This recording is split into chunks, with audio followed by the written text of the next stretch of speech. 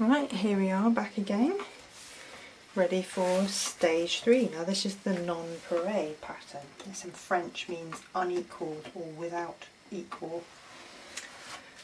It was an extremely popular pattern in the 19th century. Quite a few end papers would have been done with this pattern. Right, I'm going to put a good bit more colour on. Those two earlier sheets were slightly lighter. Let's get that a bit there. And some nice blue next.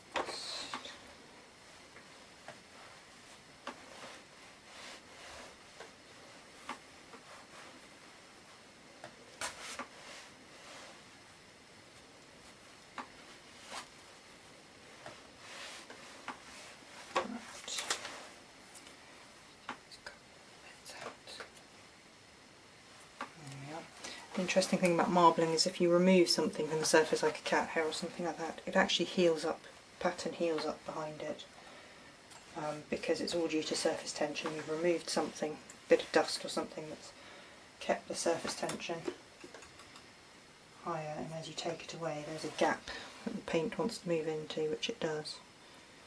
So.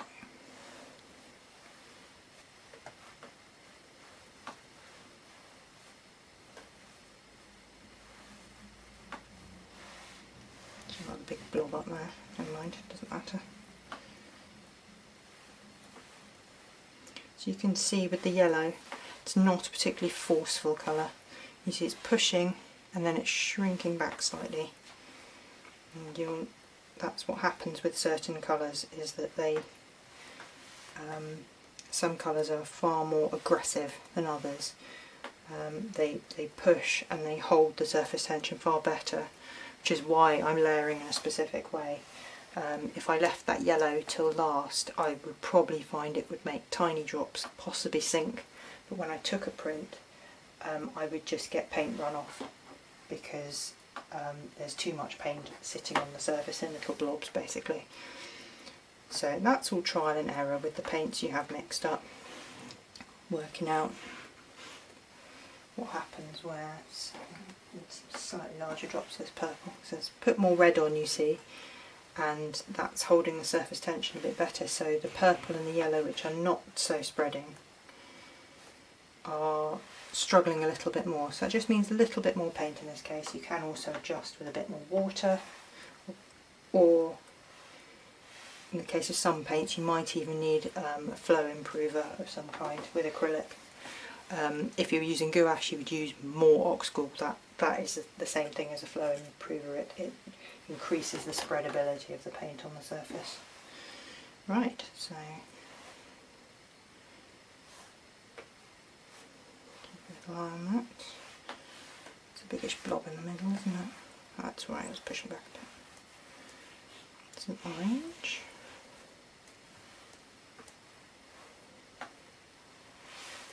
Down there, and last of all green. So make sure you wait till the paint's finished, the paint before has finished spreading before you add, because if you don't, you find that the paint that you're adding struggles to spread and you'll end up with little funny sort of blobs. Right, okay, get a bit more. So I don't want to add massive blobs of green, I want a nice finer.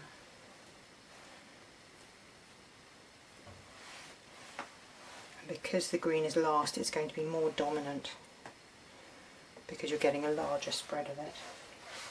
Right, so we'll do as we did before. We will do the Gelget, top to bottom first.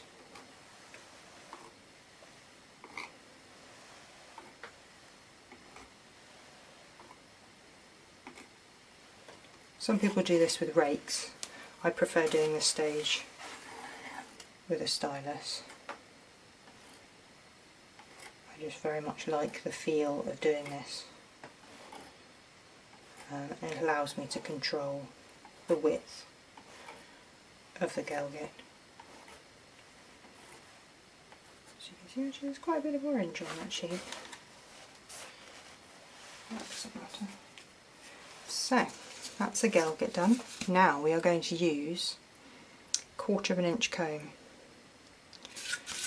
So that's probably about 3, maybe 4 mil. I'm not very good at doing conversions. So what we're going to do is pop that in from the top and pull it down.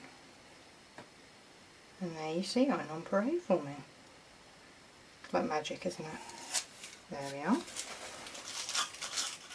You just clean it off. It's important to clean off your rakes after having combed through, because old size on the rakes can mar the pattern.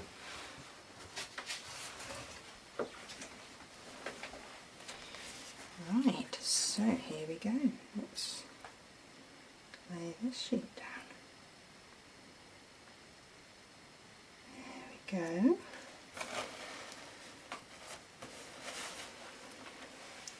And 1, 2, 3. There we are. There's your nonpareil.